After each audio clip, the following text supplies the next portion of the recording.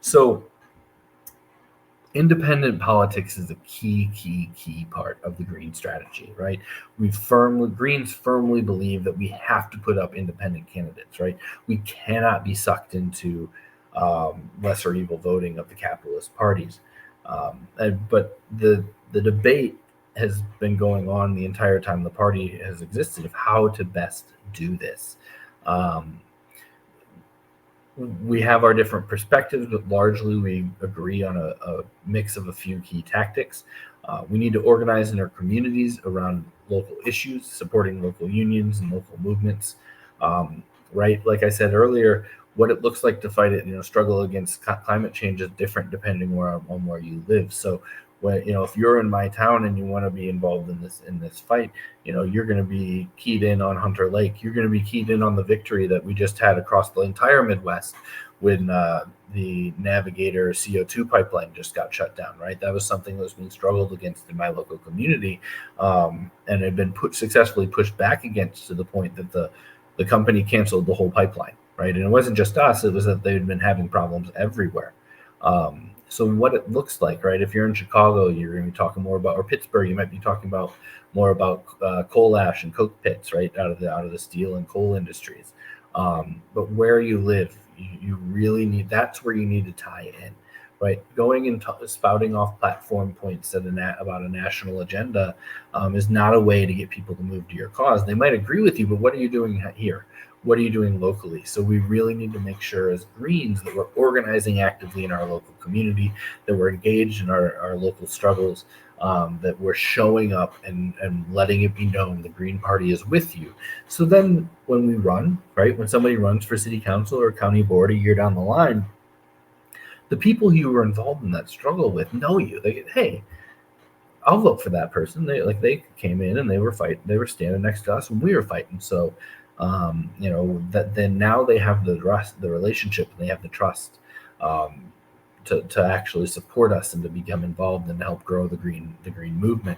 So, like I said at the beginning, and like you'll hear throughout all of our 101 workshops, and most of the workshops we do, right, local organizing is key. I got asked on one of these workshops one time, where should I start?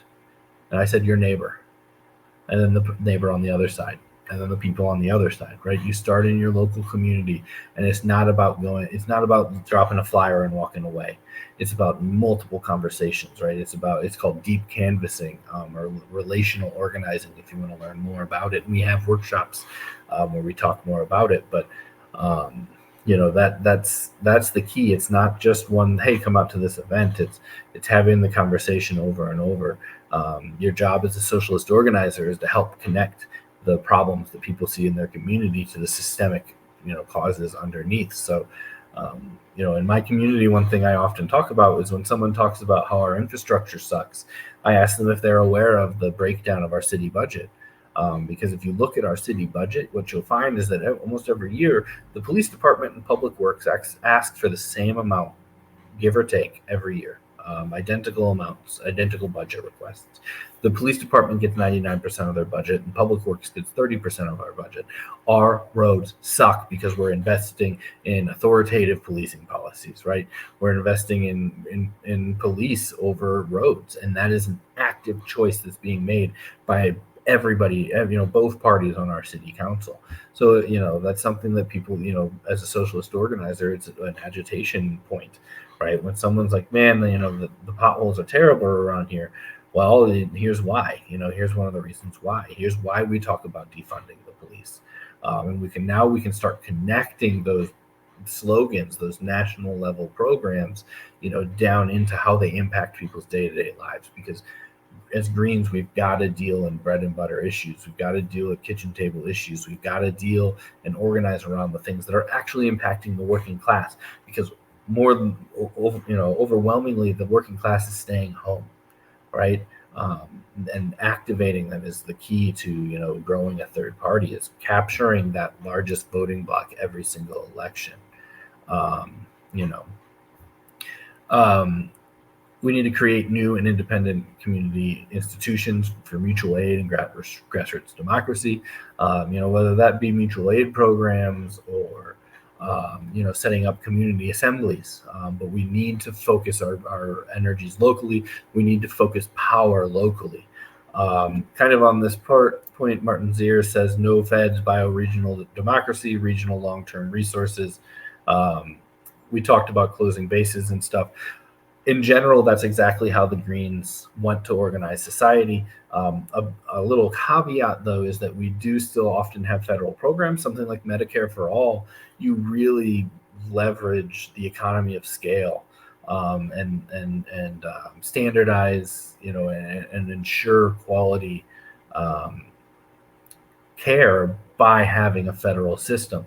The key is that not having a top-down federal system like we have now, where Congress appropriates a certain amount of money and everyone local can fight over it, but have a bottom-up structure where community-controlled health boards that are a mix of community members and employees of the health system get together, and various experts and whatnot get together, and they determine what they need for their community, and it's up to the legislators to pass a budget to fund it. So yes, absolutely, we Greens very much believe in bottom-up democratic control. We need to support these community goals with municipal electoral campaigns, right? I said earlier, when we engage in these movements in our community, when we show up, when we put our skin in the game, when we go shoulder to shoulder with people on their struggles, that can work in a couple different ways in supporting our candidates. And that is, one, like I said earlier, a year later, if I run for the county board and they know me, there's way higher chance that someone's going to vote for me, right? If I had shown up because I was at that environmental rally, I was at that Black Lives Matter rally, right? I was at that reproductive rights rally, and I was organizing and working with the people, trying to achieve change in my community. When I run, I'm going to have that respect. I'm going to have those relationships that'll get me votes a lot easier than cold knocking doors, which is generally what the Republicans and Democrats do. But the other way that supporting community goals and interlinking that with the municipal electoral campaigns is, that's where you're going to find the people who should be running, right? When you're in that movement and you're like, whew, you need to be on city council, right? The Green Party can be the vehicle for that, right? The person that gets told who you should be on city council may not have a chance within the mainstream parties because they don't play the game or they don't fit the mold or whatever. But the Green Party can be a vehicle for that. And then, like I said, we need to utilize those our national campaigns when the presidential, when the visibility happens. But like I'd said at the beginning and throughout this, local organizing is the key, right?